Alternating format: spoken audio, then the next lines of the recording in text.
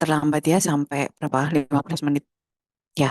eh Baik, sebelum kita mulai kuliah retina yang mengulang dari yang disampaikan oleh Dr. Fenty di Google di recording Zoom, mari kita buka dengan doa ya untuk mendoakan Dr. Fenty yang sedang dalam pengobatan. Berdoa dipersilakan.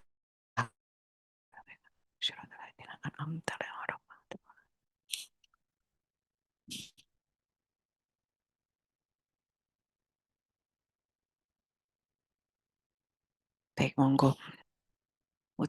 Sebentar, sebentar. Kok nggak bisa? Bisa.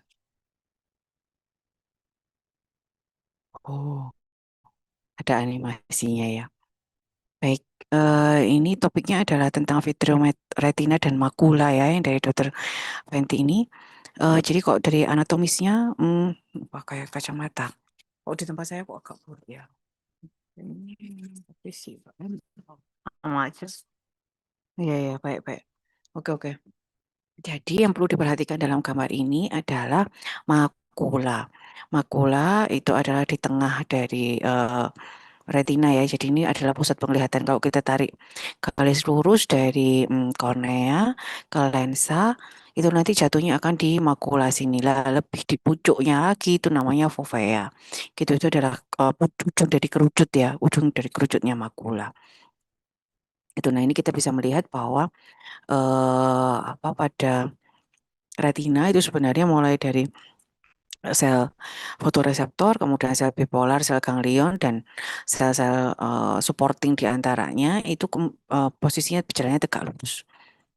Kemudian dia setelah menjadi nerve fiber layer, dia berjalan menyamping untuk kemudian berkumpul di nervus opticus. Untuk nervus opticus nanti dibahas oleh Dr. Sigit ya pada kuliah glaukoma. Gitu untuk kuliah Dr. Fenty ini kita membahas tentang retinanya itu tadi. Nah, ini pemeriksaan fundus kemarin kita sudah melakukan bersama ya waktu di CSL. Jadi ini apa jaraknya dekat sekali menggunakan oftalmoskop direct gitu ya, gambar di atas ini gitu. Nah, lebih mudah apabila sebelum melakukan pemeriksaan kita lebarkan dulu pupilnya gitu. Terus kemudian ada cara lain yaitu oftalmoskop indirect. Oftalmoskop indirect ini nanti ada di Kanjuruhan setahu saya sama untuk yang rumah sakit yang lain saya kurang tahu ada apa enggaknya, tapi saya tahu yang jelas di Kanjuruhan ada dan terhubung dengan kamera jadi kalian bisa melihat apa yang dilihat oleh dosen gitu, jadi bisa untuk teaching gitu ya, untuk untuk mengajari gitu. Terus kemudian juga bisa dari ininya apa namanya berbagai macam pemeriksaan penunjang gitu ya, misalnya angiografi, USG, kayak OCT, kayak CT scan gitu tapi di syaraf mata gitu. Nah ini kalau seandainya kita pakai direct oftalmoskop direct yang kemarin belajar itu sebenarnya cuma di lingkaran tengah ini aja, cuma di sekitar pupil ini apa di sekitar papil ini aja gitu ya, cuma 6 derajat aja. Nah kalau kita pakai apa lensa 78 dioptri itu cukup lebar, lingkarannya segini ya gitu. Nah kalau pakai indirect ophthalmoscope gitu bisa lebih lebar gitu. Nah gimana cara mengatasi untuk melihat daerah-daerah yang kurang lebar ini? Biasanya ditekan menggunakan indentator atau cotton bud biasanya kalau bayi, terus apa namanya pupilnya dilebarin jelas ya gitu, terus pasien disuruh melirik-lirik gitu, jadi melirik kemana kita bisa mengintip yang sebelah sananya lagi gitu, terus melirik ke nasal kita bisa ngintip temporalnya gitu ya, jadi pasien diminta untuk melirik juga tuh. Ini adalah cara pemeriksaan yang ada pemeriksaan di cara pemeriksaan. Nah, di depannya itu ada vitreous ya. Vitreous tuh suatu cairan kental jelly gitu, eh, komponen terus aqua air H2O gitu, ada air terus kemudian ada komponen protein, komponen glikosamioglikans ya gitu, terus kemudian ada komponen glukosa juga di situ gitu, terus ya mengandung mineral macam-macam gitu, jadi banyak itu. Itu eh, tensinya dengan usia atau dengan kondisi minus yang tinggi gitu-gitu ya, jadi macam-macam.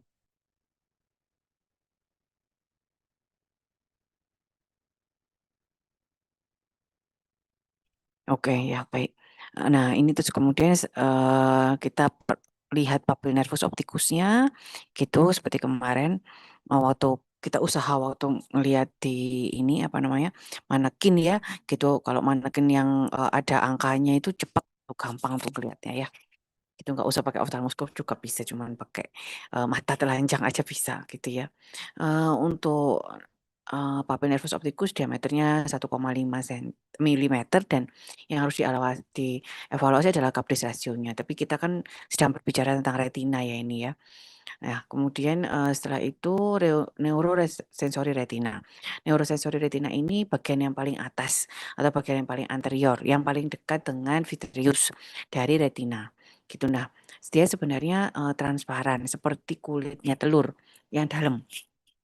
Gitu ya, sebenarnya seperti itu gitu. Tetapi kalau kita periksa kan kesannya warnanya oranye gitu. Nah, ternyata warna oranye itu adalah dari miliknya stroma gitu. Jadi miliknya koroid, miliknya koroid dan punya RP.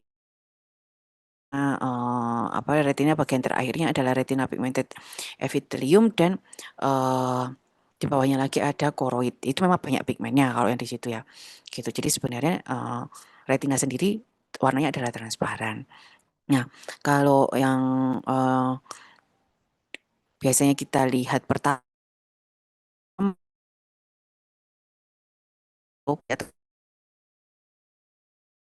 nah pembuluh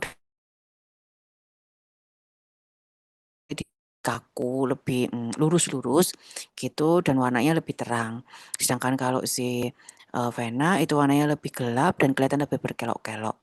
Nah, perbandingan diameter dari arteri sama vena yang keluar dari papil nervus opticus itu harus lebih besar vena. Jadi perbandingannya adalah 2:3 gitu ya, perbandingan diameternya. Gitu. Nah, terakhir pemeriksaannya adalah pemeriksaan fovea gitu. Jadi pada saat kita menggunakan fundoskopi gitu terakhir kali adalah disuruh apa istilahnya?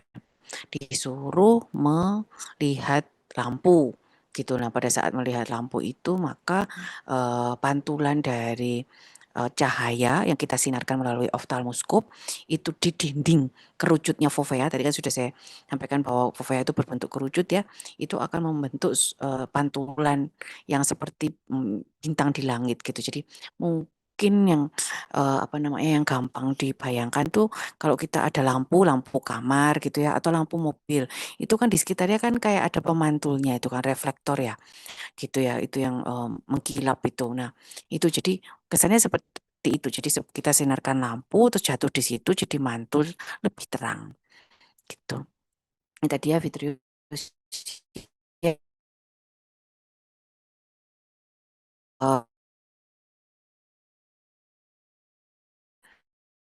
ini mungkin masih ingat waktu kita praktikum anatomi di NS 2 fisiologi, kita membuka mata sapi, gitu ke ada jeli, gitu ya yang apa paling banyak lah pokoknya yang volumenya paling besar jeli itu yaitu Vitrius yang udah inget yang kenyil-kenyil gitu ya, gelunjur-gelunjur gitu ya.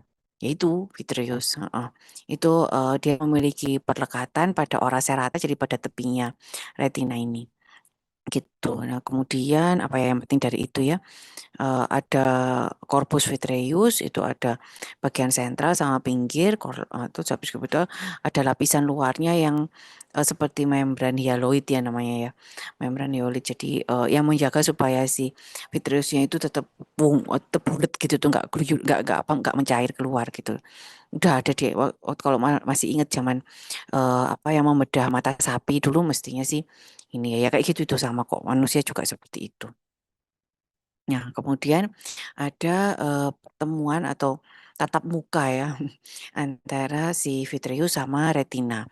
Nah, itu kita lihat di sini yang warnanya gelap ini adalah vitreusnya, kemudian yang berwarna hijau ini adalah retinanya. Nah, itu di ILM atau internal limiting membrane ini atau lapisan terluar dari histologi retina ini itu vitreous itu menempel secara interdigitasi. Jadi interdigitasi itu seperti kedua jari tangan kita itu saling bertemu mungkin ya, saling bersisi-sisian gitu. Itu interdigitasi itu seperti itu. Jadi bukan betul-betul menempel menjadi satu gitu, enggak gitu, tapi menempel yang saling apa ya. Nah, itu pada orang muda dia cukup kuat, tapi nanti seiring usia dia akan mengendur ya air, jadi tidak ketat lagi dia menggenggam ininya apa istilahnya ya, juluran-juluran dari ILM itu. Jadi akhirnya bisa lepas namanya eh, apa degeneration gitu. Jadi lepas itunya vitreousnya itu dari pertemuannya dengan retina. Selama tidak menarik retinanya lepas sih oke gitu ya. Tapi kalau ada perlengketan yang patologis, misalnya habis uveitis posterior gitu ya, nah itu bisa terjadi tractional retinal detachment. Retinanya lepas karena ketarik traction. Itu ya. Ini fungsi vitreous, ya dia sebagai media refraksi ya, meneruskan cahaya yang masuk ke mata. Gitu dia juga sebagai buffer ya, buffer sama sawar ya, barrier kalau sawar ya, kalau buffer metabolik ya gitu. Jadi dia di dalam situ berkumpul banyak. Ini kalau seandainya ada diabetes mellitus, di situ juga banyak kandungan glukosa gitu-gitu. Jadi dia menjaga retinanya untuk tidak terlalu terpapar sama glukosa gitu, diserap sama dia kayak gitu tuh. Jadi ini salah satu fungsinya. Itu terus kemudian untuk apa saja kelainan yang bisa terjadi pada vitreous. Pertama floaters. Floaters tuh kalian kalau misalnya lihat cahaya terang terus ada titik-titik hitam berterbangan. Nah, itu floaters ya. Gitu. Terus kemudian misalnya penglihatan buram ya. Penglihatan buram bisa karena perdarahan kah, bisa karena eh, apa filter atau vitreous juga bisa. Hanya bisa menggunakan indirect atau slit lamp tapi ditambah dengan lensa yang khusus. Kalau punya saya 90, jadi semakin kecil lensanya tapi besar cakupannya. Itu ya. Atau USG kalau seandainya medianya itu nggak tembus gitu, kita wajib untuk USG.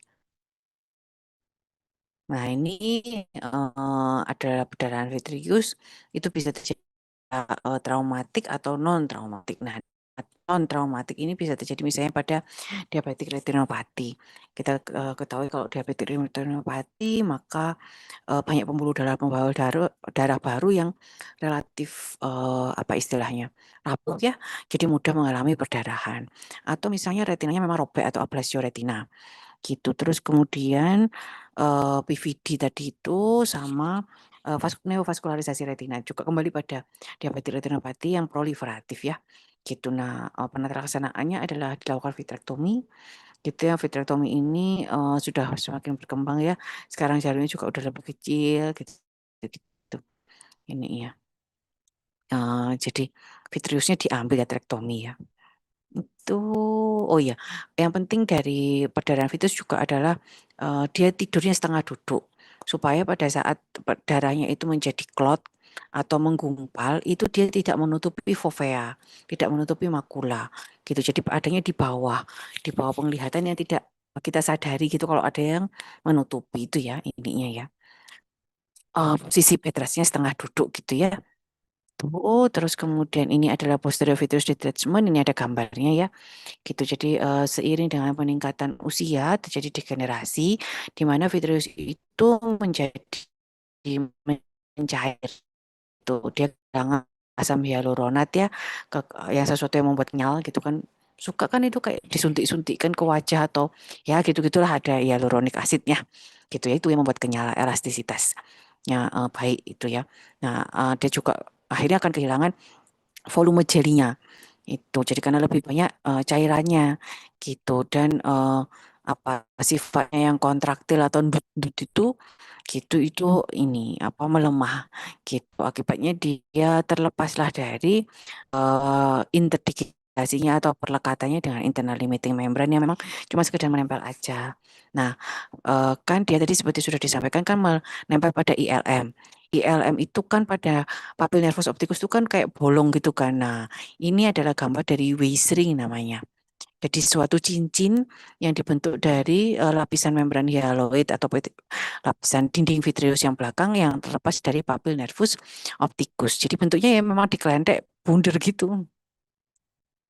Gitu itu kelihatan kalau nanti merasakan nanti tahu gitu ya. Jadi memang bunder gitu melayangnya bunder kayak cincin gitu. Nah, selanjutnya adalah retina. Untuk retina ini terbagi menjadi daerah sentral dan daerah perifer ya. Nanti kalau di pediatri oftalmologi lebih terbagi lagi ya. Gitu. Nah, basis dari retina atau itu ialah di ora serrata dan kalau yang di posterior adalah nervus 2 ya.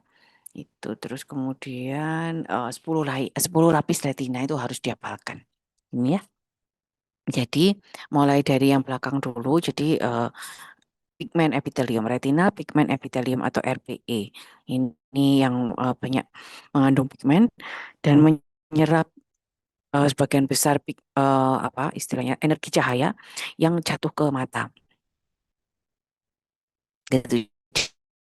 Kalau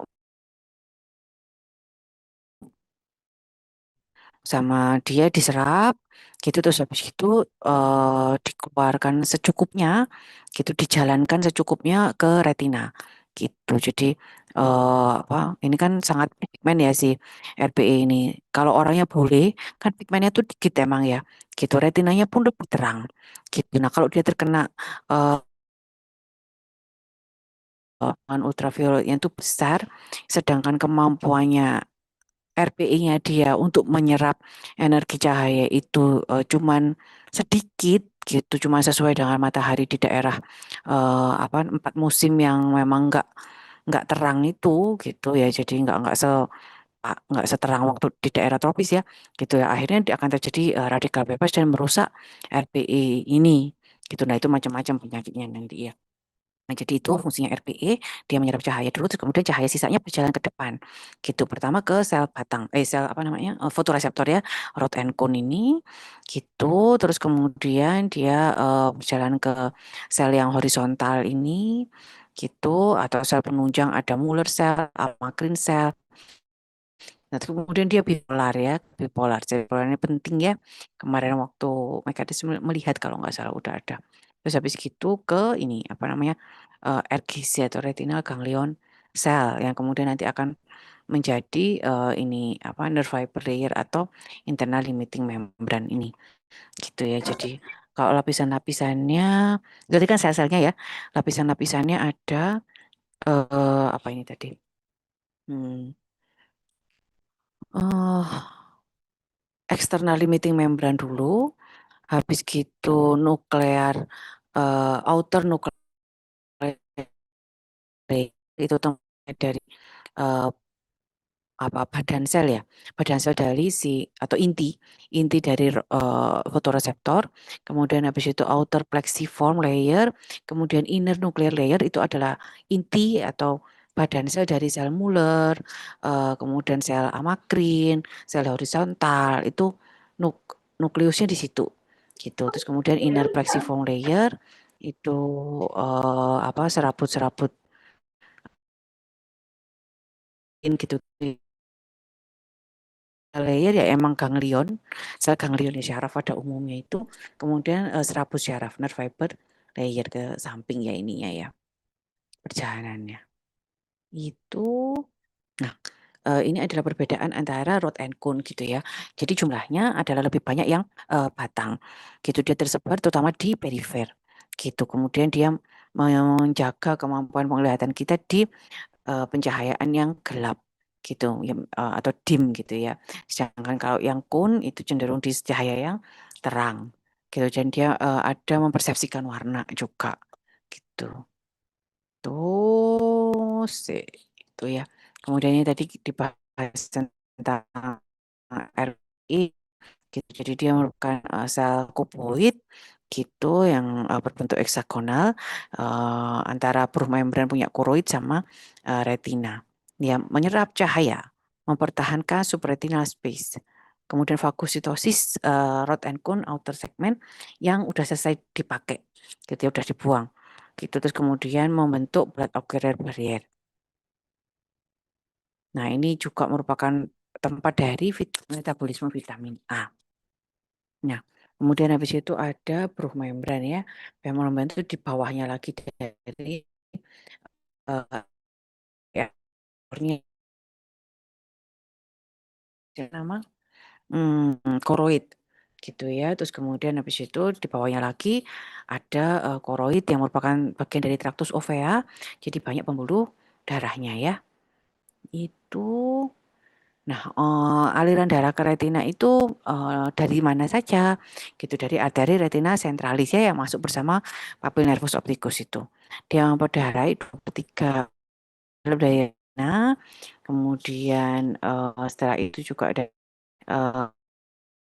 setelah itu ini choroidal blood vessel itu memperdarahi bagian luar retina yang lebih dekat sama koroid, terutama fotoreseptor karena dia nempel ya ke belakang ya gitu. Terus kemudian ada fovea avascular zone. Fovea avascular zone ini adalah suatu daerah di fovea yang tidak mengandung uh, uh, apa pembuluh darah. Kita lihat bahwa dia bolong kayak gini ya. Jadi dari retina sendiri dia nggak dapat perdarahan, dia dapatnya dari koroid. Gitu. Tapi memang daerah itu sangat tipis sekali dan sebagian besar dari kon gitu. Jadi dapat imbi dari koroid ya. Ini adalah penyakit pembuluh darah retina. Gitu. Pertama ada retinopati diabetik. Retinopati diabetik itu terjadi cukup banyak. Jadi antara sampai dengan 90 dari retina. Hmm.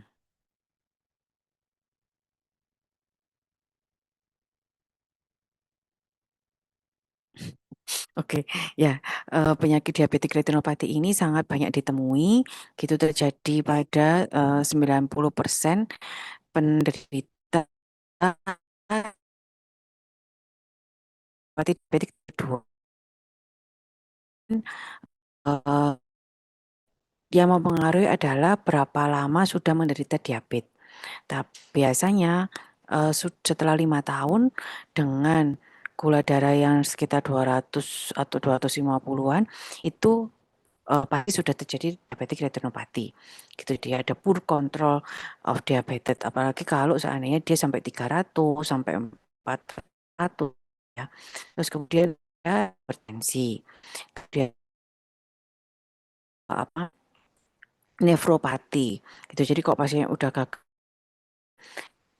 itu biasanya retinopati diabetiknya itu lebih besar kemungkinannya. Terus ada obesitas, ada dislipidemi, gitu. Terus habis itu dia merokok. Terus kemudian juga ada eh, diabetes pas hamil gitu ya, yang hamil terus diabetes gitu juga bisa. Gitu itu semua mengakibatkan eh, lebih besar resiko untuk mengalami diabetik retinopati. Tuh, jadi dia mulai dari stage yang ringan sampai yang berat. Jadi mulai dari kadang terang, uh, kadang jelas, kadang enggak, gitu. Terus kemudian sampai terus-terusan buram, gitu. Atau kadang-kadang kalau edema makula bentuknya barang itu jadi meliut, gitu ya. Gitu. Terus kemudian ada temblok-temblok hitam-hitam yang tidak bergerak pada saat kita melirik, gitu. Terus penglihatan gelap terangnya atau adaptasi misalnya dari luar rumah masuk ke dalam rumah itu dia gelapnya lama, gitu. Terus kemudian melihat warna itu juga kurang bagus. Jadi kayak misalnya hijau gitu, hijau banget dia persepsinya hijau muda gitu. Atau mungkin campuran antara merah sama kuning sama hijau gitu kan jadi biru gitu ya. Nah, dasinya dia bagus gitu. Atau ya memang kehilangan penglihatan ya separuh atau seluruhnya gitu. Jadi yang ini Jun. Jadi dia adalah suatu komplikasi mikrovaskuler gitu. Jadi biasanya kan kalau belajar diabetes kan ada komplikasi makrovaskuler, ada komplikasi mikrovaskuler. Ini retinopati itu termasuk yang mikrovaskuler di mana terjadi oklusi kapiler retina dan kebocoran kapiler retina. Nah, ini ya, jadi kita bisa melihat bahwa ada gambaran-gambaran ini. Gitu. Jadi pertama kita lihat adanya gambaran apa? Inginnya lihat dot perdarahan dulu. Perdarahan dot. Perdarahannya berbentuk titik-titik. Gitu. Nah, posisi dari perdarahan yang berbentuk titik-titik itu biasanya di sini. Gitu ya. Jadi apa? Dekatnya ganglion ya. Ganglion cell layer gitu biasanya di posisi seperti ini tegak-tegak gini. Nah, di tempat yang lebih ke bawah yang di sel yang dekat yang sel horizontal gitu jadi apa outer nuclear layer ya di mana ada sel-sel yang apa namanya amakrin kayak gitu-gitu itu dia tuh lebih longgar-longgar sehingga kalau ada perdarahan dia bisa lebih lebar gitu lebih besar gitu itu bulat namanya. Nah, adanya eksudat atau kebocoran pembuluh darah yang warnanya kekuningan itu juga posisinya ada di sini. Itu demikian pula cairan yang bocor dari pembuluh darah itu posisinya di sini. Gitu. Terus kemudian habis itu perdarahan tersebut bisa sangat mudah itu karena dia bentuknya juga menyamping. Jadi bentuknya seperti aliran apa nyala api, flame shape seperti nyala api karena dia mendatar. Gitu dia kalau kita melihat ada suatu perdarahan flame shape maka kita uh, sudah bisa mengetahui bahwa itu terjadinya posisi perdarahannya adalah di nerve fiber layer, tidak mungkin lebih ke bawah lagi. Karena gambarannya ada di gitu di mana sel-selnya retina itu tidak tegak lurus tapi menyamping gitu ya. Terus kemudian juga ada pembuluh darah baru misalnya di antara vitreous sama retina gitu. Nah, itu bisa dengan perdarahan, bisa dengan kebocoran pembuluh darah yang lain, eksudat misalnya. Terus kemudian hmm, jadi kenapa kok bisa terjadi oklusi mikrovaskular? Kalau nggak salah yang berikutnya ini kan topiknya oklusi ya.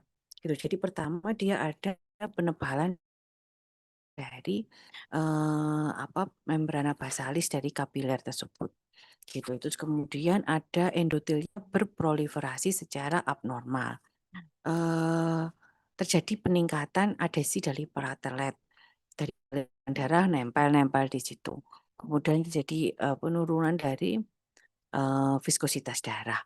Kemudian juga fibrinolisis atau sesuatu yang menyebabkan trombus itu bisa terpecah atau isis itu juga terganggu ya fungsinya. Ini dari gambar ini kita bisa melihat ya, jadi defeknya di pembuluh darah retina itu adalah kehilangan perisit gitu karena kalau kehilangan perisit atau apa ya istilahnya perekat ya antar endotel maka isinya pembuluh darah tentunya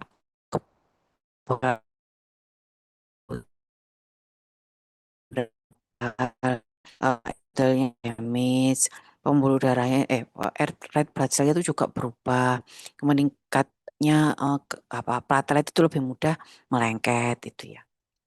Nah, apabila terjadi oklusi mikrovaskuler, maka akan terjadi iskemia gitu. Nah, pada iskemia itu pertama kita ke jaringannya dulu itu bisa mengakibatkan infark atau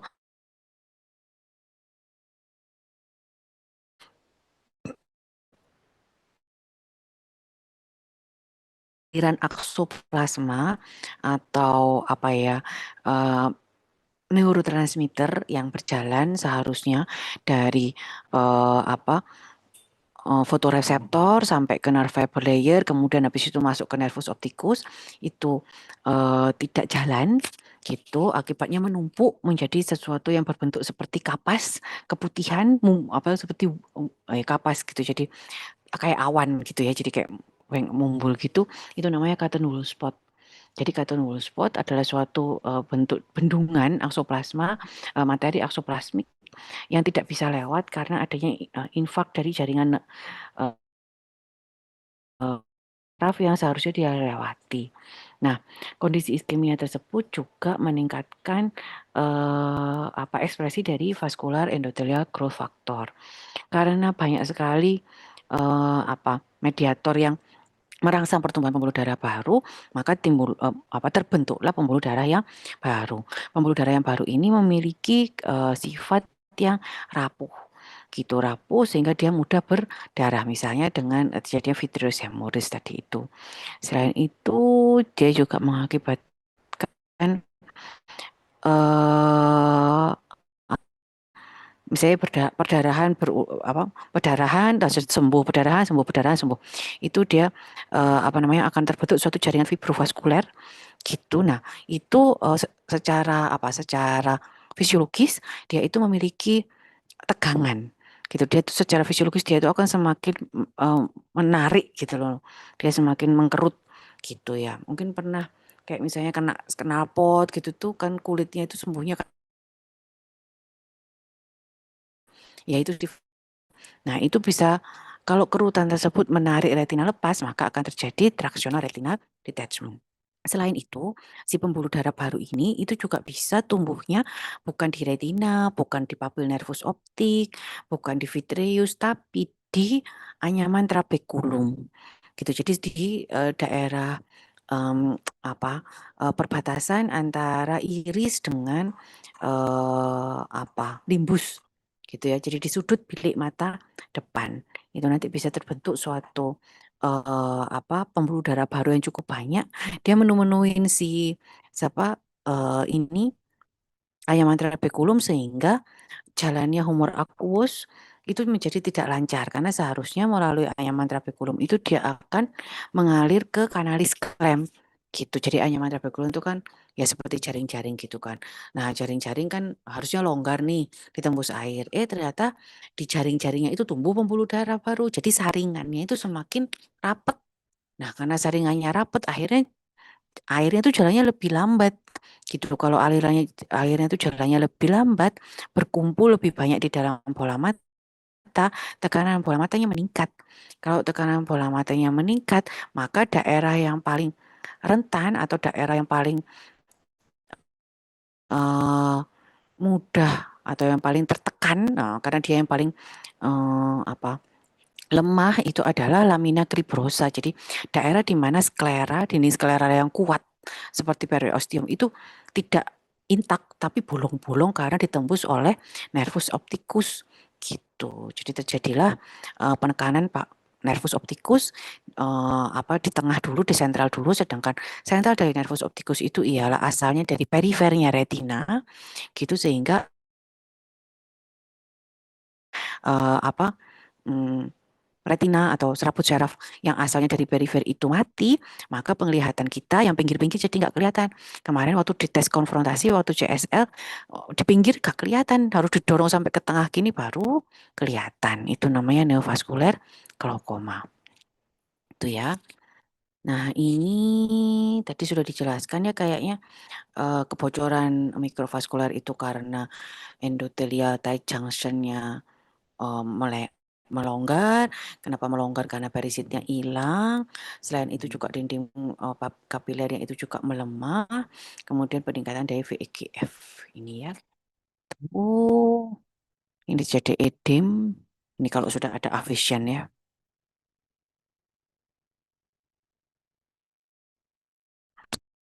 Mm-mm.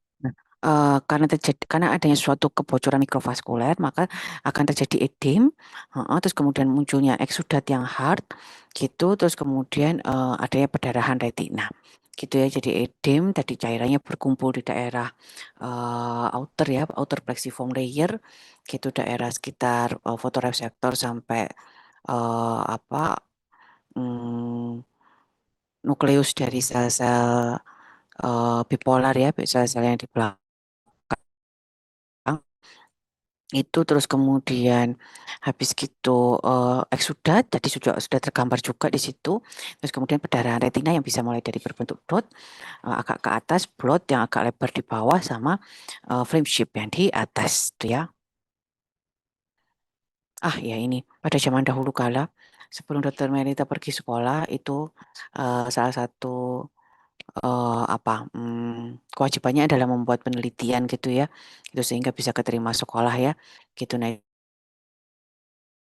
ya, mengambil salah satu ranting cabang ya gitu. Jadi ini ada herbal yang diteliti oleh Dokter Doti dan Dokter Melita gitu. Saya teliti ininya apa namanya efeknya terhadap ketebalan retina gitu ya. Jadi ada apa dia tidak bisa mengakibatkan kembalinya kondisi kerusakan akibat hiperlipidemia itu, tapi bisa mempertahankan paling enggak tidak, tapi tidak bisa mengembalikan, tetapi bisa apa istilahnya memproteksi ya gitu. Tuh. Nah, ini adalah pembagian retinopati diabetik berdasarkan ETDRS. Saya sejujurnya lupa sih, pakai kepanjangan dari apa ETDRS itu ya. Heeh, itu pokoknya kalau nggak salah belakangnya itu studi diabetik retinopati studi. IT-nya lupa IT-nya. Gitu. Jadi itu dibagi menjadi tanpa, atau kemudian apa non proliferatif diabetik retinopati dan proliferatif diabetik retinopati. Untuk yang non proliferatif itu dibagi 3 lagi menjadi mild, moderate dan severe. Gitu. Kalau yang mild itu cuma mikroaneurisma, gitu. Kalau moderate itu eh apa ada mikroaneurisma tapi juga ada perdarahan, ada ini tapi lebih ringan daripada yang severe severe NPDR. Jadi misalnya perdarahan retinanya itu kurang dari 20 di keempat kuadran. Kemudian ada venous bleeding atau apa vena ada bentuknya kayak bit itu apa sih? Monte. Monte itu ya gitu apa namanya? Ada tonjolannya lah. Tonjolan. Jadi vena itu kan harusnya lu ya terus tapi tidak terus moro di dinding yang seharusnya lurus ini moro ada kayak macam tonjolannya gitu, harusnya enggak gitu. Nah, misalnya ada venous bleeding di satu kuadran itu masuknya moderate gitu ya. Kalau IRMA itu intraretinal microvascular abnormality gitu. Itu apa namanya enggak ada sih seharusnya kalau di moderate ya. Ini severe. Kemudian tidak ada gambaran PDR. Gambaran PDR itu biasanya ada neovaskularisasi dan perdarahan. Ini keluar UKM PPD ini pertanyaan favorit gitu ya, UKM PPD. Nih ya, jadi mild NPDR gambarnya kayak gini mirip normal, cuma ada makroaneurisma sedikit gitu ya. Jadi aneurisma itu dinding pembuluh darahnya menipis, terus habis itu dia jadi melengkung gitu. Gitu, itu aja sedikit. Nah, terus habis gitu moderate. Nah, moderate itu ada mikroaneurisma, ada habis gitu perdarahan dot and blood ada gitu. Terus kemudian eksudat yang ini apa namanya soft ada gitu yang tadi itu ya cotton spot atau tumpukan materi aksoplasmik tadi itu ya. Terus kemudian venous bleeding atau IRMA itu tadi itu ada gitu ya. Ini moderate NPDR. Venous bleeding ini ya. Mudah-mudahan cukup terlihat. Jadi harusnya kan rapi kayak pipa. Ya, venous bleeding. Terus habis gitu severe. Kalau severe itu ada mikroaneurisma dan perdarahan di 4 kuadran. Tuh, 4 kuadran ada perdarahan. Terus habis itu venous bleeding-nya ada di 2 atau lebih kuadran. Kemudian ada intraretinal microvascular abnormality di setidaknya 1 kuadran. Jadi 4, 2, 1. Ini saya sejujurnya belum bikin soalnya sih. Tuh ya nanti kalau very severe gitu, jadi dari 4, 2, 1 ini ada 4 sama 2 atau 2 dengan 1 itu atau 4 dengan 1 itu sudah. Pokoknya 2 dari itu gitu udah dikatakan severe. Very severe. Nah, ini proliferatif. Kalau proliferatif itu memang sudah ada pembuluh darah baru gitu ya. Jadi ada pembuluh darah baru di retina, di vitreous juga gitu ya, gitu. Jadi di retina gitu.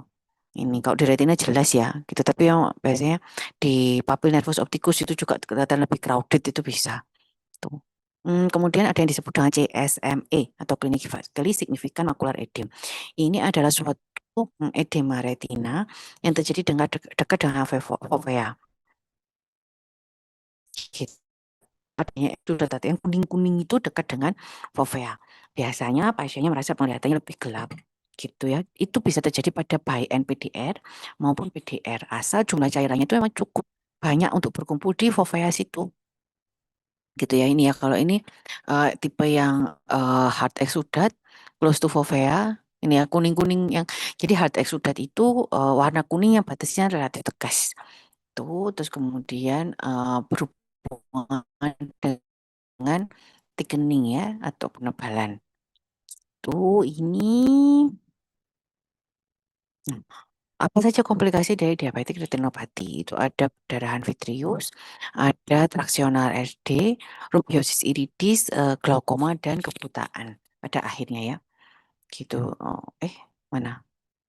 Oke, ini adalah perdarahan vitreous. Perdarahan vitreous itu apabila terjadi subhyaloid. Tadi ingat ya, hyaloid adalah suatu membran yang menjaga supaya vitreous itu tetap meskipun udah dikeluarin dari mata sapi kemarin kan masih bulat tuh. Nah, itu karena dibungkus oleh membran hyaloid. Nah, membran hyaloid ini apa istilahnya? Adalah yang berinterdigitasi atau yang bertemu dengan retina. Nah, misalnya terjadi perdarahan retina nih, perdarahan retina ke arah vitreous ya tumpah ke depan. Nah, gitu. Jadi kan ada kayak macam ruangan antara vitreous sama retina itu, gitu yang terisi darah. Nah, oleh karena itu dia berbentuk suatu kantong, gitu ini ya, untuk air fluid level gitu kalau hyaloid hemorrhage. Itu khas sekali ya, gitu. Nah, selanjutnya bisa terjadi tractional retinal detachment seperti sudah saya sampaikan tadi. Jadi pembuluh darah yang neovaskuler itu kan apa mudah rapuh, mudah pecah kayak gitu tuh nanti terjadi penyembuhan luka, wound healing, ada jaringan fibrosisnya. Gitu nanti berdarah lagi, wound healing perdarahan bentuk jaringan fibrosisnya. Jaringan fibrosis itu secara fisiologis dia akan mengkerut gitu. Nah, ini akan menarik retina lepas. Ini bentuknya tractional retinal detachment. Nih, gitu. Nah, ini rubiosis iridis dan neovascular glaukoma yang sudah saya ceritakan gitu. Jadi ini dia ada pembuluh darah baru di iris ini. Nah, di iris aja kayak gini.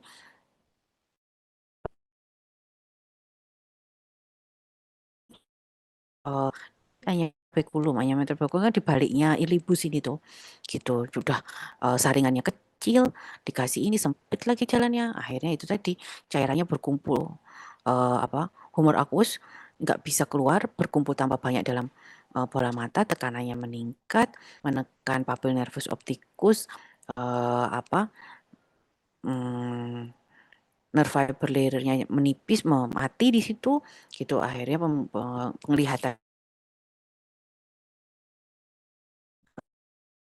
kurang, hilang gitu terjadi glaukoma namanya itu ya. Nah, ini neovascular glaukoma merupakan suatu komplikasi dari rubiosis iridis. Jadi ada obstruksi mekanik gitu. Terus pupilnya biasanya refleks cahayanya lambat dan memang bentuknya kadang-kadang tidak bulat ya. Gitu. Matanya seperti glaukoma pada umumnya maka merah, nyeri gitu dan buram. Nah, ini kebutaan pada retinopati diabetik bisa karena perdarahan vitreous yang nggak hilang-hilang. Tapi sekarang sih setelah vitrektomi itu relatif banyak ya, gitu cukup merata ininya, baik alat maupun surgeon atau operator dokter mata yang bisa operasi ini apa vitrektomi, maka 3 bulan kalau nggak ada perubahan, kalau nggak hilang si vitreous hemorrhage itu maka dilakukan vitrektomi. Untuk batasnya 3 bulan ya. Terus kemudian neovaskular glaukoma tadi itu, tapi kebutaannya dari pinggir ya. Kalau itu tractional RD itu jelas lepas, jadi bagi retina yang lepas itu hitam, nggak kelihatan di situ tuh hitam kayak tirai, kayak korden gitu. Atau iskemi makula. Kalau iskemi makula ya jaringan makula mati. penglihatannya itu baik pada makula, kalau makulanya nggak bisa mengolah cahaya, ya sudah, gitu. Jadi ini ya. Ini normalnya kayak gini. Nah, itu bisa ada nemblok-nembloknya hitam itu. Misalnya ini adalah tempat perdarahan, tempatnya cotton wool spot, tempatnya apalagi jaringan fibrosis gitu-gitu itu ya. Itu akhirnya kalau ngeliat nemblok-nemblok dan hitam-hitam ini kalau melirik itu menetap, dia tidak itu enggak. Nah, bagaimana kita bisa mencegah terjadinya komplikasi ini? Yaitu dengan cepat-cepat diterapi, jadi penata laksanaan dini, gitu. Nah, oleh karena itu harus ada deteksi dini terhadap kondisi ini. Seharusnya semua pasien diabetes itu difundus, gitu. Nah, itu kalau udah difundus kan nanti kelihatan kayak apa fundusnya normal atau normal. Nah, itu terus habis itu dikirim. Sebagai dokter umum, gitu, funduskopi pada pasien diabetik ini juga penting karena seperti sudah saya sebutkan tadi komplikasinya adalah komplikasi mikrovaskuler. Komplikasi mikrovaskuler lain dari diabetik itu adalah terjadi pada ginjal gitu dan pada otak gitu. Dengan melihat retina gitu, melihat seperti apa gambaran pembuluh darah retinanya di pasien ini, itu kita bisa membayangkan, memprediksi seperti apa juga gambaran pembuluh darah di ginjal. Di parenkim ginjalnya dia dan di otaknya dia, gitu. Nah, kalau di mata aja udah berantakannya kayak gitu apalagi di ginjal sama di otak yang lebih vital, gitu, maka dia ada resiko gagal ginjal harus hemodialisis ya. Biasanya komplikasi akhir hidup dari pasien diabetes adalah berulang kali cuci darah ya, gitu. Terus kemudian stroke gitu, brain atrophy gitu, ya itu. Jadi manfaat pemeriksaan fundus ini untuk mengetahui apakah kita sudah ada kuat terapinya, terapi diabetes maksudnya, gitu. Jadi tugas, apa, menata laksana diabetesnya kan pada dokter umum dulu, gitu. Baru kalau seandainya nanti nggak ngatasi pakai obat yang di sana baru di-refer ke, penyakit dalam. Nah gitu, jadi kita sebagai dokter umum kita lihat apakah kita sudah ada kuat menurunkan terapinya, mungkin gula darahnya oke, gitu, tapi gula darah itu ternyata kurang rendah, kurang ini gitu, kurang cukup untuk mencegah terjadinya komplikasi lanjut dari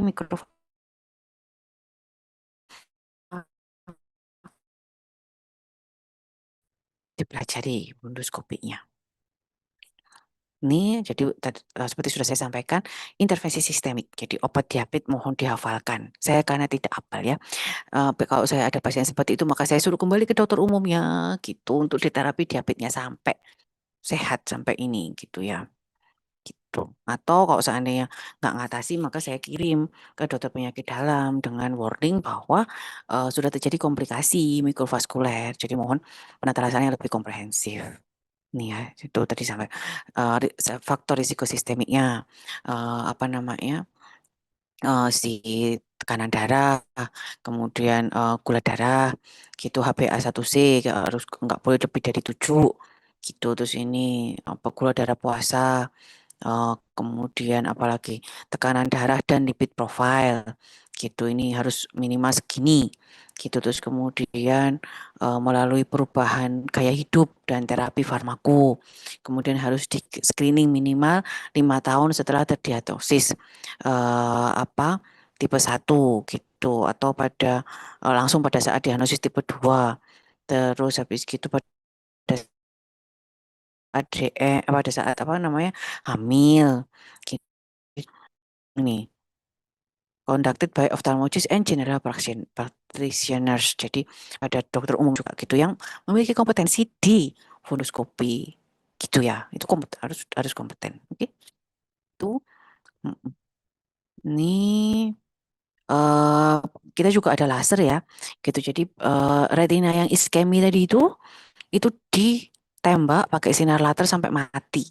Mati hitam-hitam gitu, betul-betul mati. Bagian itu udah nggak bisa dipakai lihat mati.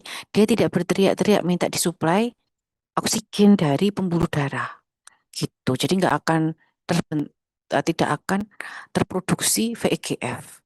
VEGF tidak terproduksi, jadi tidak ada neovaskularisasi yang ada dengan segala macam bentuk komplikasinya Nah, ini saya juga nggak tahu nih tahun berapa punya dokter Fenty ini ya. Gitu karena yang sekarang ada injeksi intravitreal anti VEGF. Hal itu mencegah kehilangnya. Jadi kalau laser kan bagian yang dimatikan tadi kan nggak bisa lihat. Kalau cuma disuntik aja anti VEGF, neovaskularisasinya tidak terjadi, gitu. Tapi retinanya itu masih bisa dipakai lihat.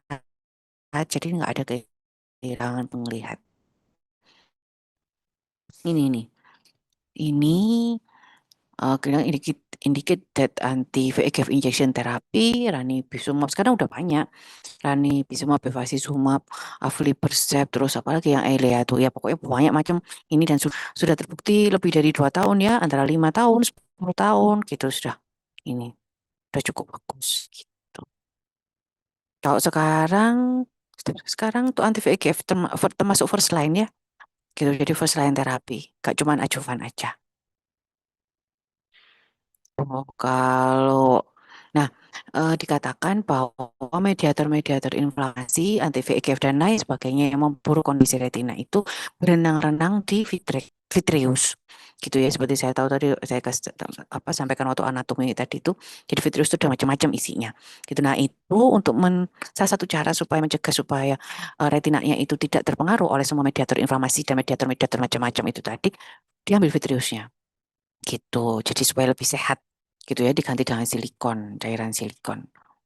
Tuh.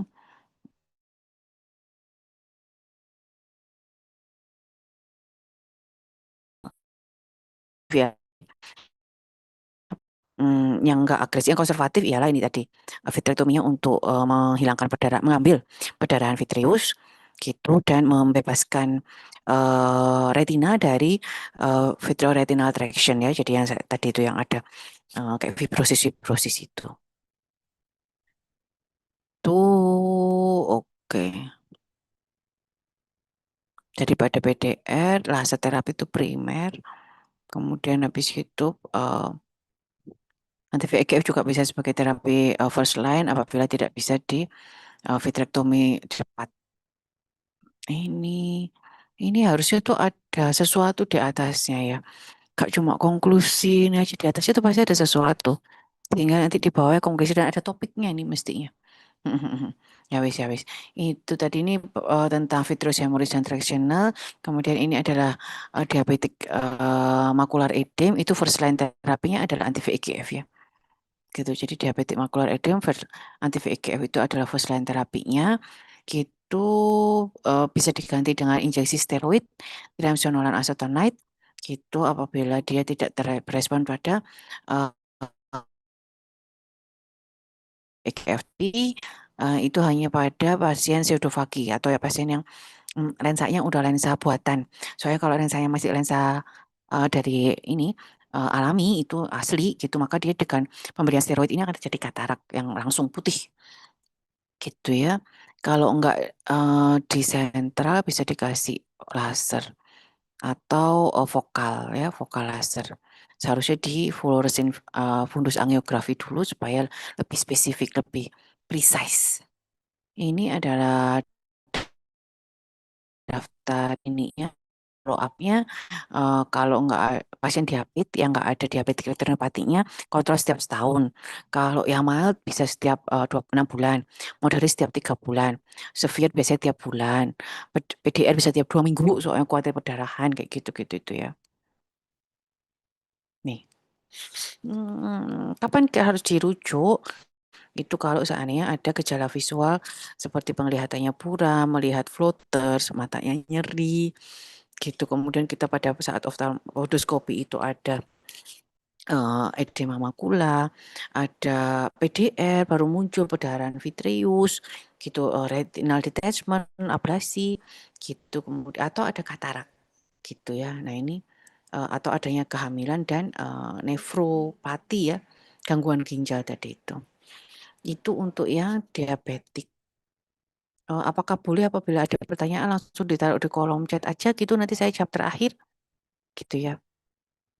Kemudian kelainan retina pada hipertensi. Kelainan retina pada hipertensi sebentar. Mm-mm.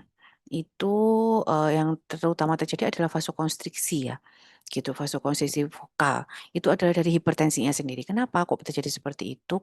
Karena, eee, kita ada mekanisme yang apa saya lupa namanya apa yang mekanisme yang menjaga, jumlah darah yang masuk ke mata itu tetap, gitu. Jadi nggak boleh banjir darah. Gitu, misalnya tekanan bola matanya tekanan darahnya naik nih, berarti kan aliran darah ke mata kan juga lebih banyak gitu kan. Nah, nanti banjirlah di dalam situ, gitu. Jadi, pembuluh darahnya melakukan vasokonstriksi supaya, jumlah yang masuk ke mata ya sesuai porsinya, segitu aja. Ini adalah mekanisme kompensasi ya. Adaptasi dari hipertensi, maka terjadi vasokonstriksi vokal atau luas pada arterioretina. Nah, kalau yang crossing femin, itu adalah, penebalan dinding ya. Jadi dinding arterinya itu jadi lebih tebal, sehingga nanti pada saat menimpa vena yang dindingnya lebih tipis dan lebih empuk, itu bisa terjadi, putus gitu ya. Ini kalau setahu saya sih, seingat saya, ini merupakan suatu akibat dari terjadinya aterosklerosis, gitu. Jadi, lebih ke arah, dislipidemia sih sebenarnya. Copper wire dan silver wire juga. Copper wire itu, tembaga itu warnanya oranye, kalau silver putih ya. Itu ialah, gambaran dari pembuluh darah yang ketumpuan banyak lemak di dindingnya, semakin banyak lemaknya, semakin warna darah itu semakin nggak kelihatan.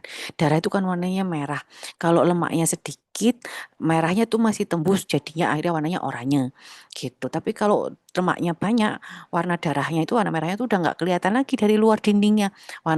Pembuluh darahnya warnanya jadi putih, silver, itu ya. Terus atau berdarah kan pembuluh darah.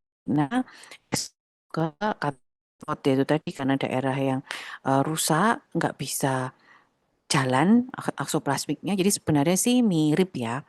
Dan lanjut ada star figure exudat nanti di belakang, insya Allah ya. Untuk gangguan visus,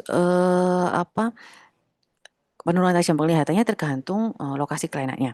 Bisa di makula, ya berat tentunya, atau di luar makula yang, orang itu nggak sadar kadang-kadang kalau ada gangguan visus itu.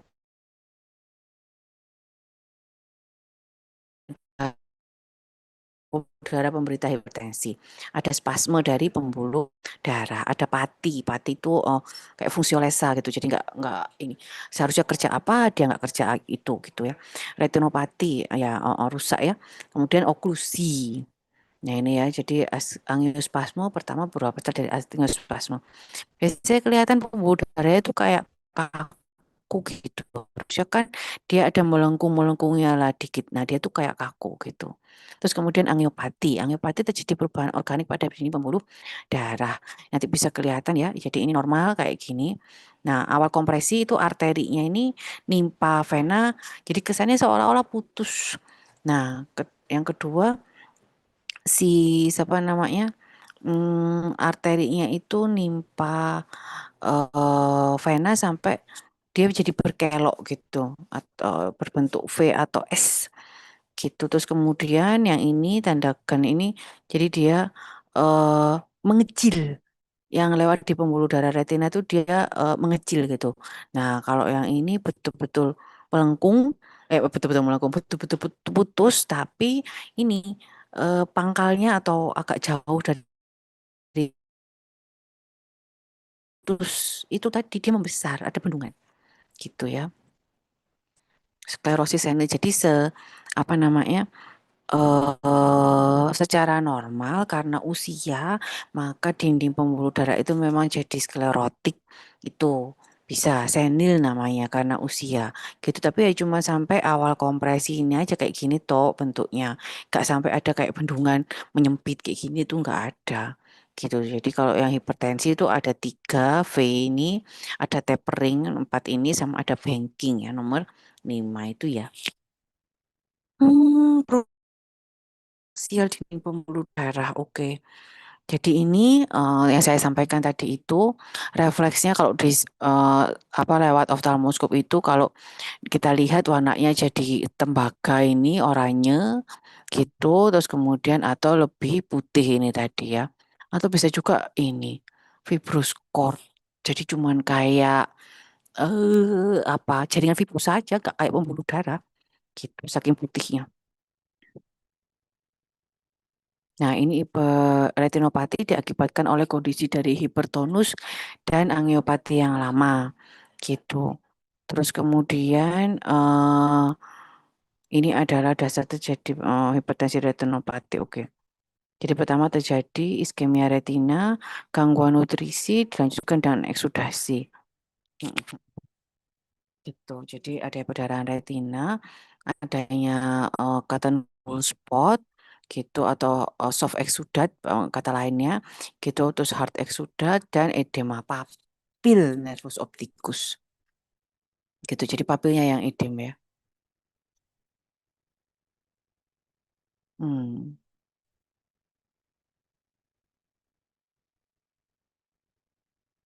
Ini gambar satu ini nunjukkan,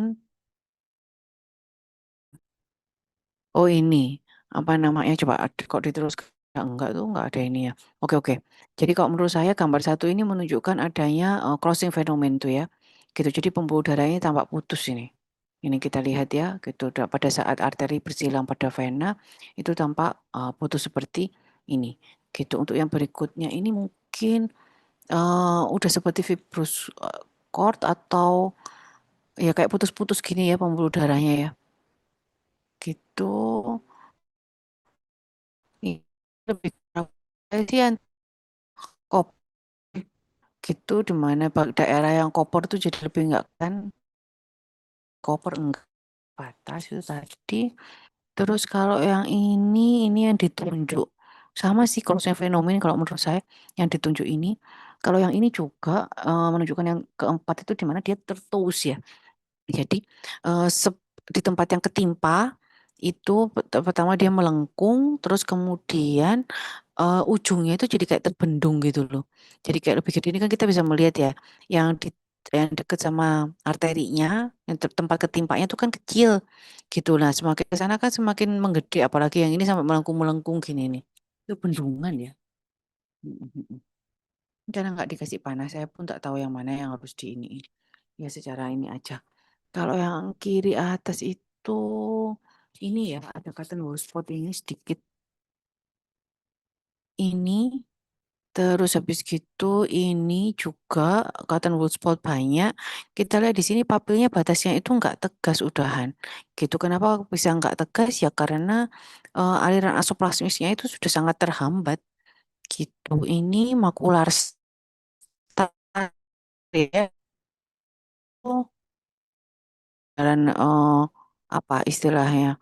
Hmm, itu adalah gambaran fiber layer sih sebenarnya ya.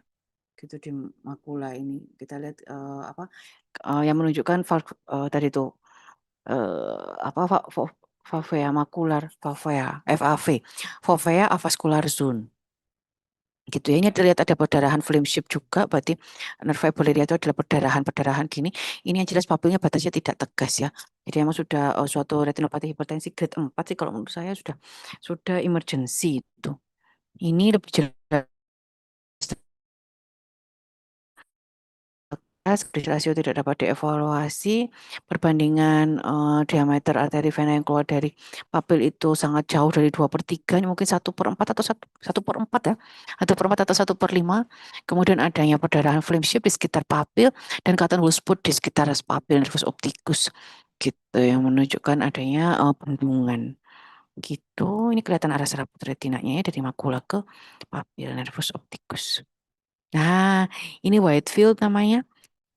Jadi kan kalau seperti tadi waktu pelajaran pertama, slide pertama, si siapa pemeriksaan funduskop itu kan cuma satu lingkaran kecil itu aja, gitu lah. Ini foto fundus itu juga kayak gitu, gitu. Tapi ada foto fundus yang namanya Whitefield, apa lebar gitu ya, lebar. Nah itu dia bisa bikin kayak gini nih, demblok, demblok, demblok. Jadi akhirnya seluruh retina itu terpetakan, Gitu. Kalau kita bisa lihat di sini sih, insya Allah ini adalah papil nervus opticus, gitu. Jadi ini adalah ke arah nasal, ini adalah ke arah temporal. Seperti kita ketahui bahwa ke arah temporal pasti lebih luas. Sekarang kita lihat makula seharusnya posisinya di sini, dia tidak ini ya refleks makulanya nggak bagus. Terus kita lihat adanya banyak perdarahan apa film lebar, longgar, kata wool sport untuk eksudat titiknya hard eksudat maupun itu apa namanya perdarahan dot dan plot sulit dilihat ya. Hmm. Ini juga ini adanya suatu ini apa namanya eh yang seperti bintang ini ya star ini tadi terus sama kata wool spot perdarahan flame shape gitu. Ini papil nervus opticusnya ini sepertinya tapi dia fotonya kurang bagus ya. Gitu yang menunjukkan ini apa namanya tidak adanya apa batasnya tidak tegas itu tadi. Hipertensi emergency ya itu biasanya cepat kirim ke IGD manapun yang terdekat gitu karena itu kalau diterusin lagi ntar stroke orangnya jadinya ya gitu. Dadah. Waalaikumsalam. Terus ini oklusi pembuluh darah. Ini merupakan soal ini kita ya. Soal apa namanya skenario kita pada minggu ini itu ada oklusi pembuluh darah. Jadi pada oklusi pembuluh darah itu kalau superficial itu maka bentuknya sublim shape seperti sudah saya terangkan tadi ya. Itu kalau bentuknya agak bulat berarti dia di lapisan yang lebih dalam. Tuh eksudat lunak atau catenolus spot iskemi vokal, terjadi edema dari nerve fiber layer, bercak kekuningan dan batas yang kabur. Ini adalah hard exudat, batas jelas kecil-kecil. Ini adalah papil edem ya, terjadi seperti itu. Ini adalah klasifikasi yang banyak digunakan, Kate Wagner Barker ya, KW biasanya singkatannya. Gitu. Jadi kalau KW1 itu cuman ada penyempitan ringan. Ini kita lihat ya. Jadi kan harusnya pembuluh darahnya itu kan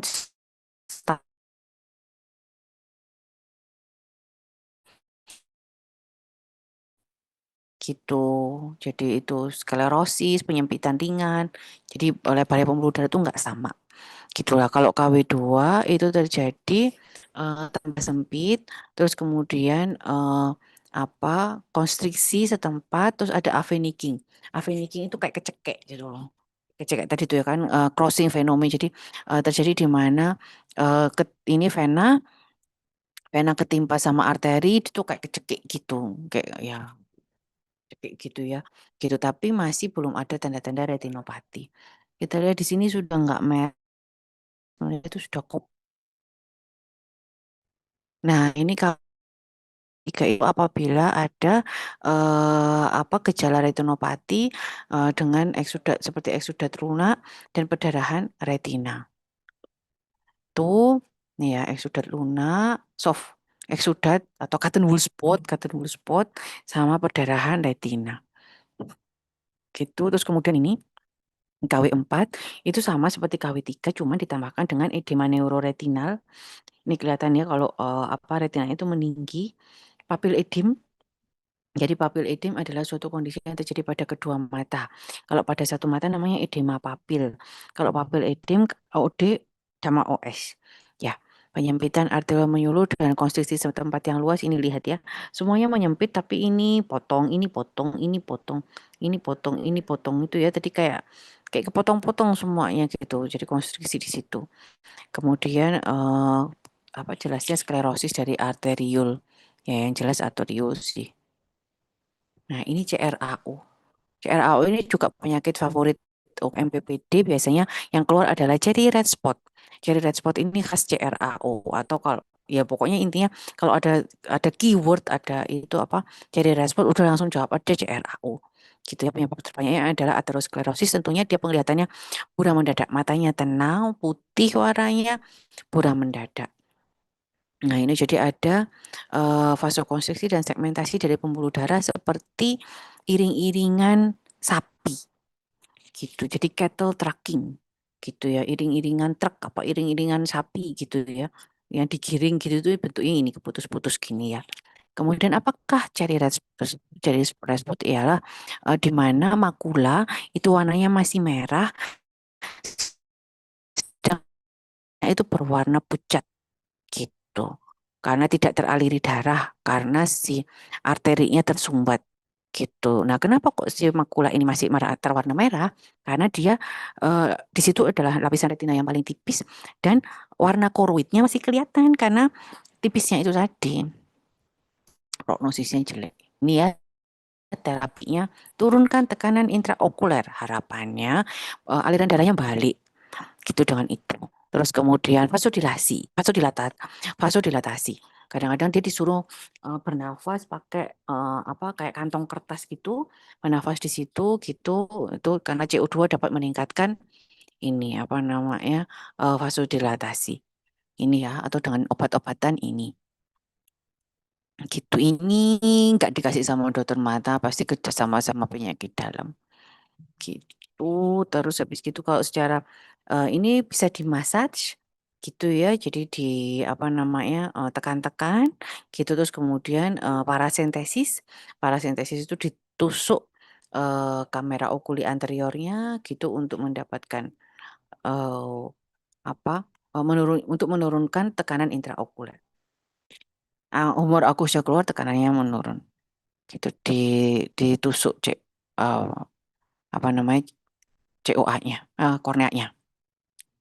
Ini ya. BRAO. Ini arteri tapi branch. Jadi cuma salah satu cabang, misalnya cabang supero-temporal pada pasien ini ya. Kelihatan kan retinanya memutih, yang nggak kealiran darah itu, gitu. Lebih jelas daripada tadi waktu makular, apa istilahnya, cherry red spot tadi ya, gitu. Ini penata laksanaannya sama, prognosisnya buruk ya pasti ya. Jaringan yang iskemi ini, meskipun nanti aliran darahnya kembali, belum tentu bisa dipakai kerja lagi. Jadi secara anatomis kembali, tapi tidak secara fungsional. Kemudian ini yang vena, gitu. Jadi kalau dari jantung darah itu pergi ke retina, maka dia diharapkan keluar dari retina melalui vena. Kalau venanya tersumbat, maka darahnya tidak bisa kembali ke jantung.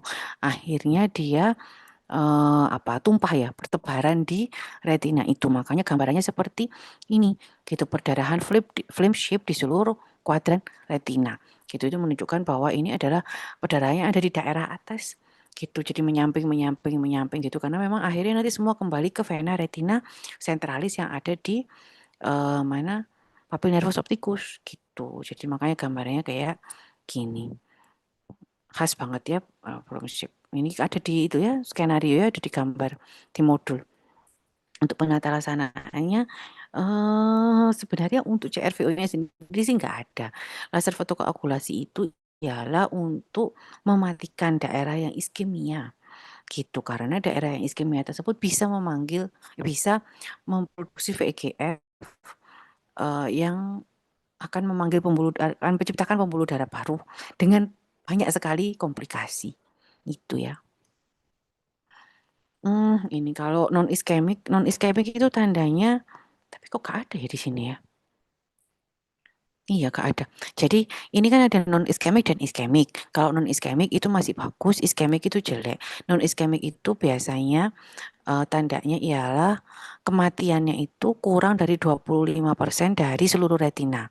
Gitu. Kalau kematiannya itu kurang dari 25% dari seluruh retina, maka sebenarnya retina itu masih bisa, retina dan papil nervus ya, sama itu masih bisa dipakai untuk menerima rangsangan cahaya. Gimana membuktikannya? Itu dengan refleks cahaya. Jadi misalnya yang jelek ya. Jadi mata yang sebelah kanan itu di center refleks cahaya langsung. Nah, di center refleks cahaya langsung itu dia tidak mengecil. Bubulnya itu tetap tidak meiosis gitu. Nah, ini ini yang salah nervus 2-nya yang nggak bisa menerima cahaya atau nervus 3-nya yang nggak bisa mengkonstriksi pupilnya. Nah, kita lihatlah dengan ini apa mensenter mata sebelah kirinya dengan refleks cahaya tidak langsung. Ternyata pada saat di center yang sebelah kirinya dia bisa mengecil gitu. Jadi refleksi tiganya itu nervus tiganya itu oke. Yang kenapa-kenapa adalah nervus 2-nya. Gitu, kita pastikan lagi. Kita center lah si mata sebelah kanan lagi, kita lihat matanya sebelah kiri itu mengecil enggak gitu. Ternyata emang enggak mengecil. Karena emang nervus 2-nya nggak bisa menerima cahaya, nggak bisa mengolah cahaya gitu. Karena retinanya mati seperempat lebih tadi itu. Gitu. Kita konfirmasi lagi langsung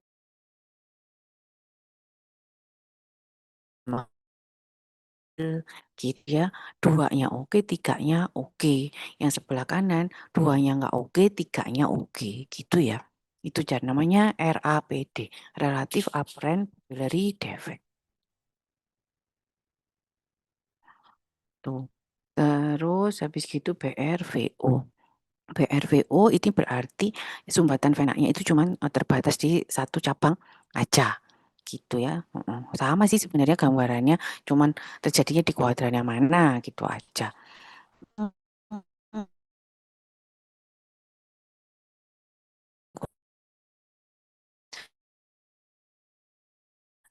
Sudah baik belum alir darahnya gitu. Kontrasnya jalan ke situ enggak atau pembuluh darahnya masih tersumbat aja, jadi ya sudah enggak ini gitu, atau enggak balik jadi tumpahlah itu si fluoresinnya itu di retina gitu ya. Jadi tidak perlu terapi apabila perfusinya baik, visusnya itu bisa kembali, itu bisa kembali dengan baik gitu. Tapi kalau visusnya kurang dari 6/12 selama 3 bulan, kita perlu melakukan laser fotokoagulasi gitu. Tapi kalau makulanya tidak terperfusi dan visusnya jelek, laser itu tidak bisa memperbaiki visus. Ini ya makula. Ini nama lainnya. Terus kemudian hanya terdiri dari 2 ganglion cell layers, ada pigmen xanthofil gitu. Jadi ini daerah bunder ini kira-kira diameternya 5,5 milimeter atau 3 dis diameter. DD ini 3 ya, apa dis diameter. Jadi dia itu 3,5 kali lebar dari papil nervus opticus. Luasnya itu segitu. Jadi diameter nervus opticus itu berapa mili? Nah itu dia 3 kali lipatnya gitu aja ya.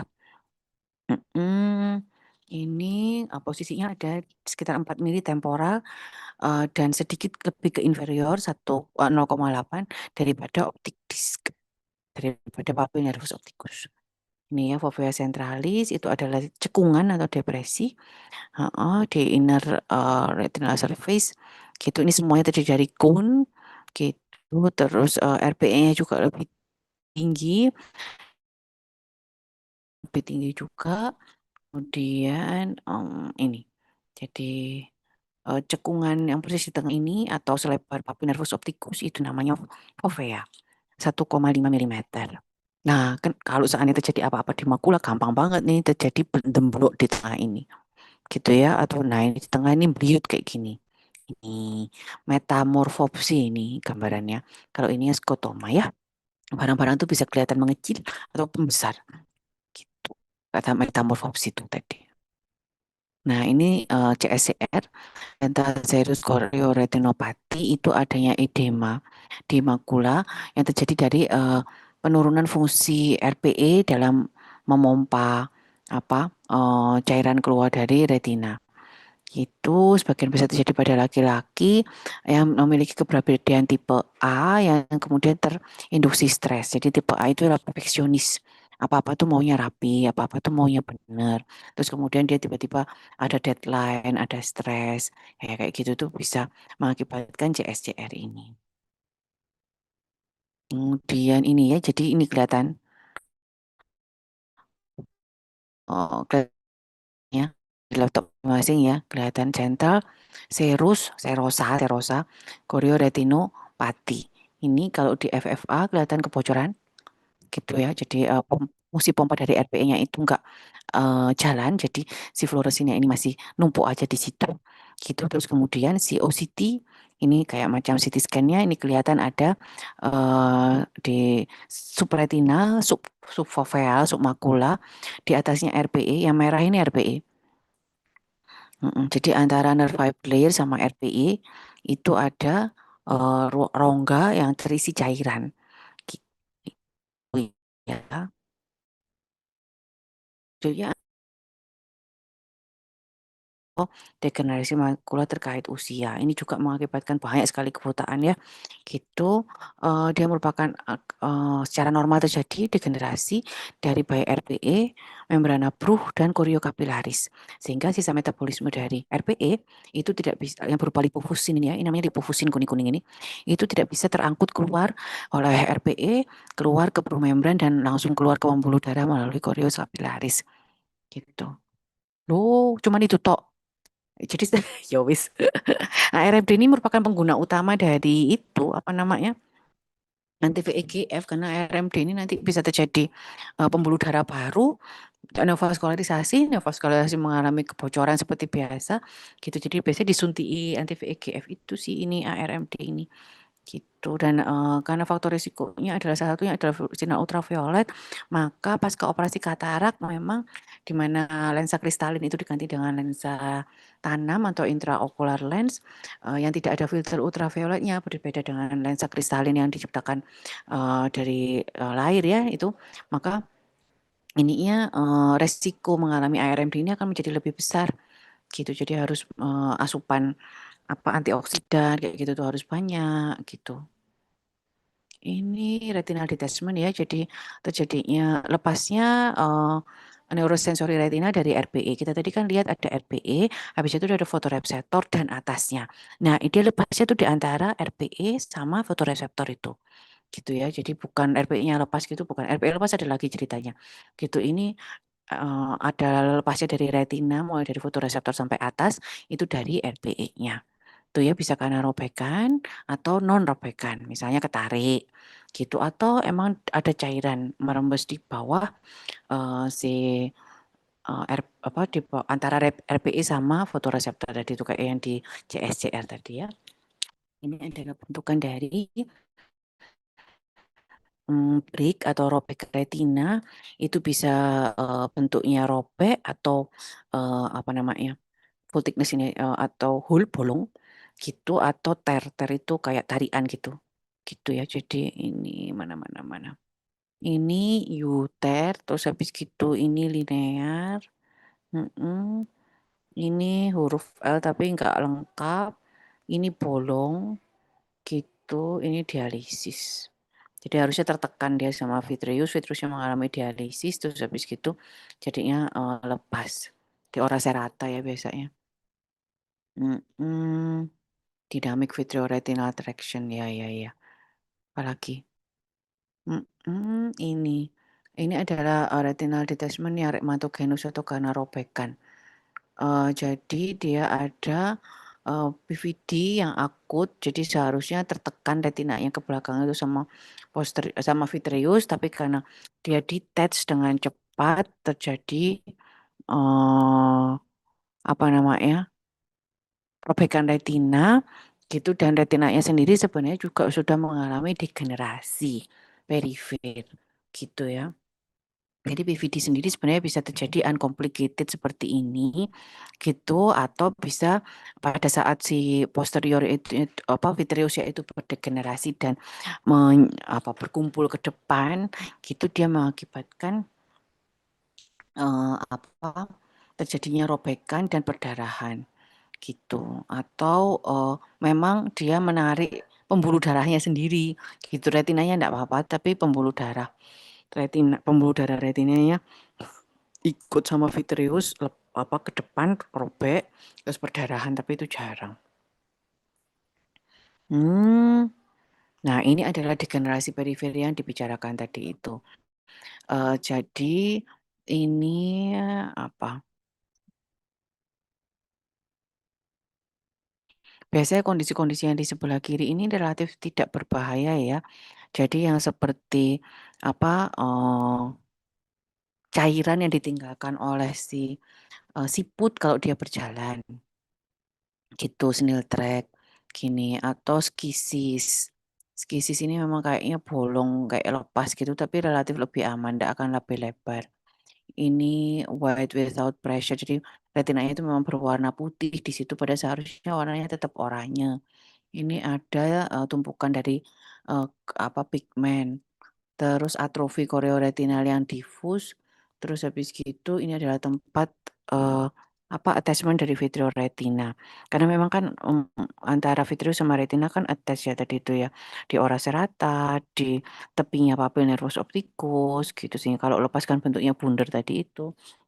Ya ini adalah lattice degeneration yang dikhawatirkan terjadinya robekan ya.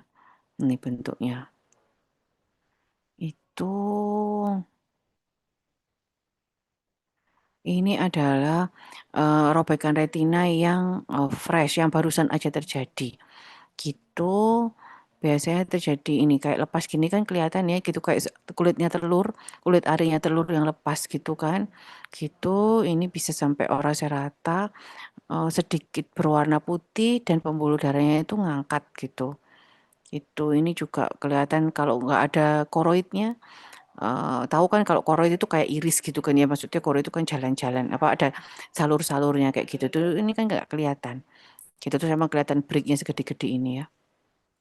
Itu terus kemudian ini adalah yang terjadi lama gitu, long standing gitu biasanya ada di inferior ada lubang kecil ini tadi, retinanya emang tipis misalnya pada pasien dengan high myop gitu, terus habis itu ada karena saking tipisnya sampai ada kistanya ini. Karena cairan kan masuk ke dalam sini, cairan vitreous kan masuk ke dalam sini, dindingnya ini ya tipis jadi ada kistanya. Terus ini ada apa garis demarkasi. Itu jadi ada watermark atau kayak yang di belakangnya kertas yang bagus-bagus itu loh ada watermarknya gitu tapi tinggi high kelihatan meninggi. Ini kalau diabetes. Nah, kalau diabetes tadi kan ada perdarahan retina ya gitu di misalnya antara retina sama vitreous dia terjadi fibrosis terus kemudian menarik retina lepas ini tadi ya. Udah diceritain terus habis gitu oh ini kalau lebih parah lagi ya bridging tracing huyuh sampai 2 lapisan kayak gini-gini ini anterior posterior traction ada perdarahan segini banyaknya juga. Oh, oke. Baik. Ini ya diabetik traksional RD itu biasanya cekung, nggak cembung, terus kemudian di tempat traction posisinya paling tinggi tentunya gitu terus kemudian ya ada fibrosisnya jelas dan tidak memanjang sampai ora serata gitu karena dia fibrosis retinanya pun tidak bukan sesuatu yang gampang dilepas kayak si kulit telur tadi itu jadi mungkin kalau dibayangkan kulit telur itu di bagian beberapa tempat antara kulit ari sama telurnya tuh lengket gitu loh gitu jadi berhenti nggak sampai ora serata. Nah, beda lagi ini eksudatif. Eksudatif itu terisi cairan. Jadi keluar sendiri dari pembuluh darah. Bisa karena adanya tumor koroid, karena adanya inflamasi intraokuler, karena adanya preeklamsi, adanya kekurangan protein, adanya tokok laser yang terlalu berlebihan sehingga terjadi transudasi. Gitu. Terus kemudian ini apa namanya neovaskularisasi. Uh, Bentar.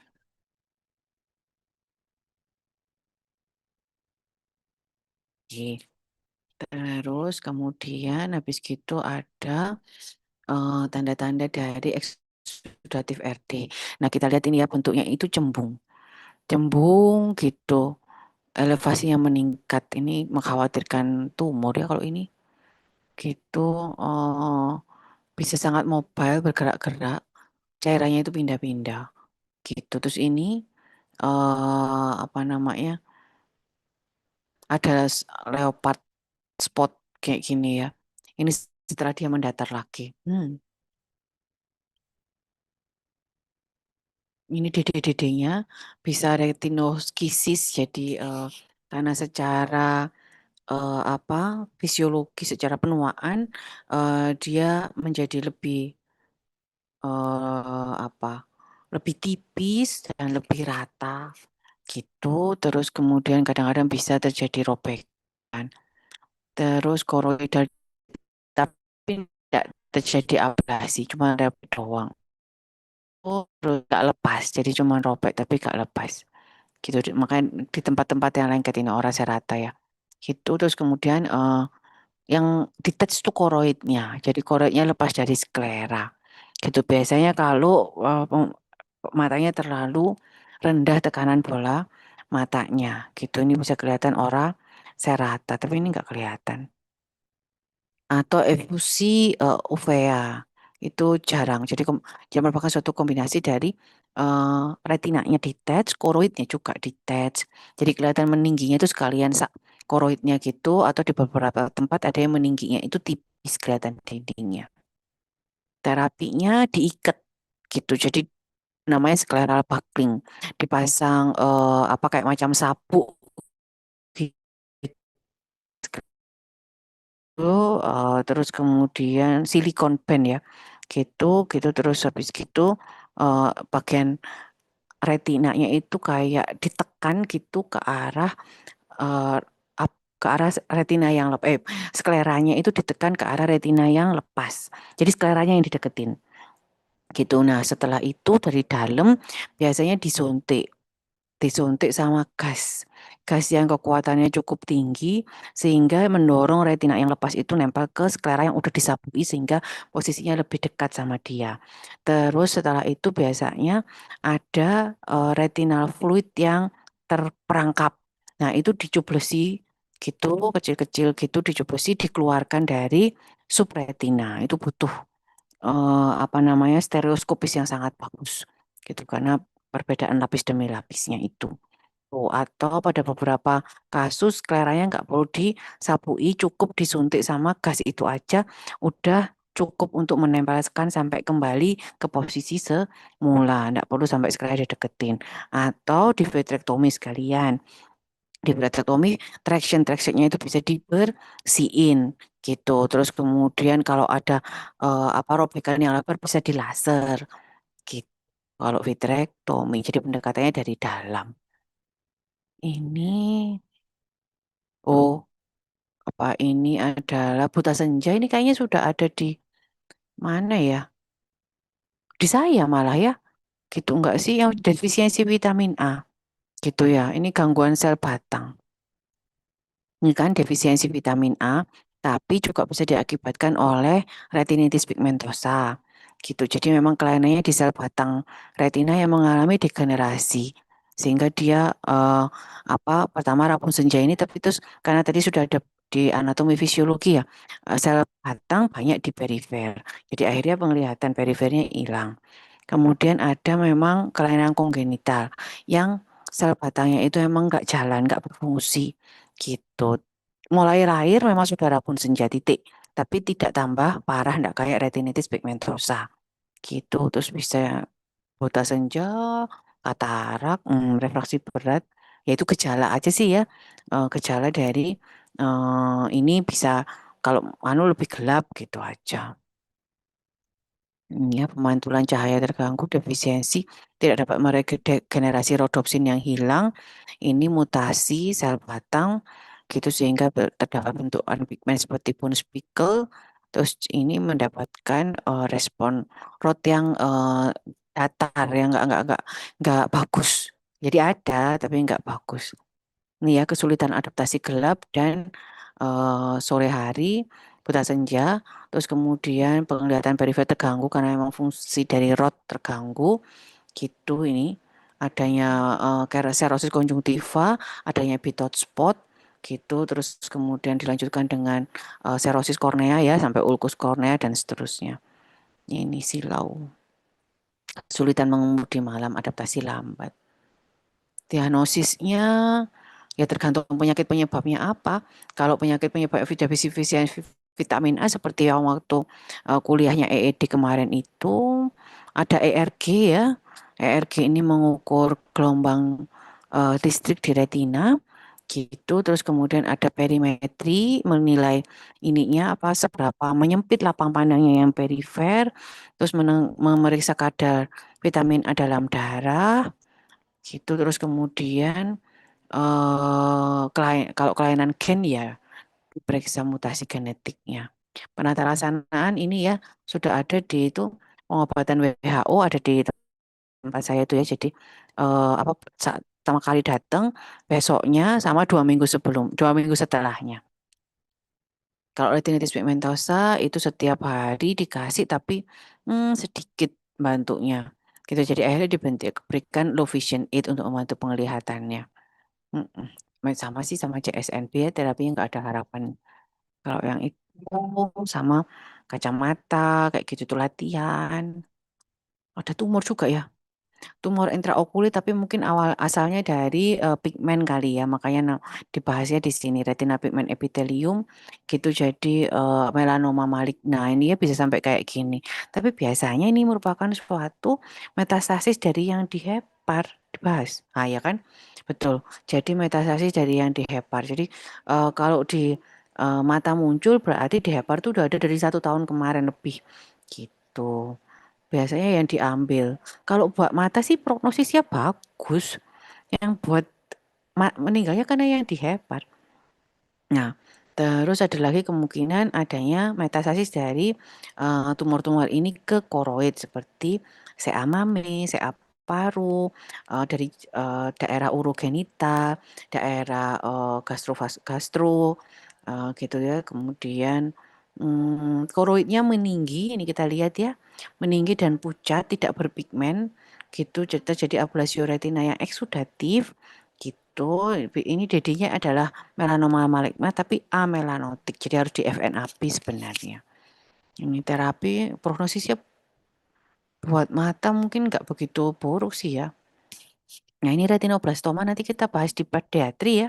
Gitu. Jadi memang ada gen supresor yang hilang gitu sehingga atau nonaktif gitu sehingga akan terjadi proliferasi berlebihan. Ini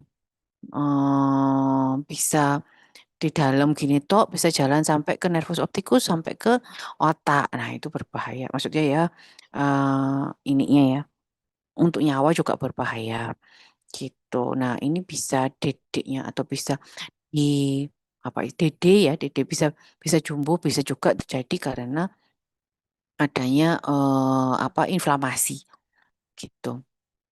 Tuh atau kita kira inflamasi ternyata tumor itu juga bisa itu jarang itu bukan itu juga bisa meskipun jarang tapi harus hati-hati gitu. Nah, tidak disadari sampai besar sampai pasiennya leukokoria atau strabismus.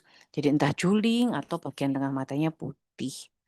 Tuh terapinya fotokoagulasi laser kalau masih kecil sampai enukleasi kalau udah besar sampai kemoterapi. Itu oh sudah habis. Baik. Stop share. Oh, enggak ada pertanyaan beneran? Di kolom chat enggak ada. Saya sebenarnya belum nonton yang punya dokter itu siapa?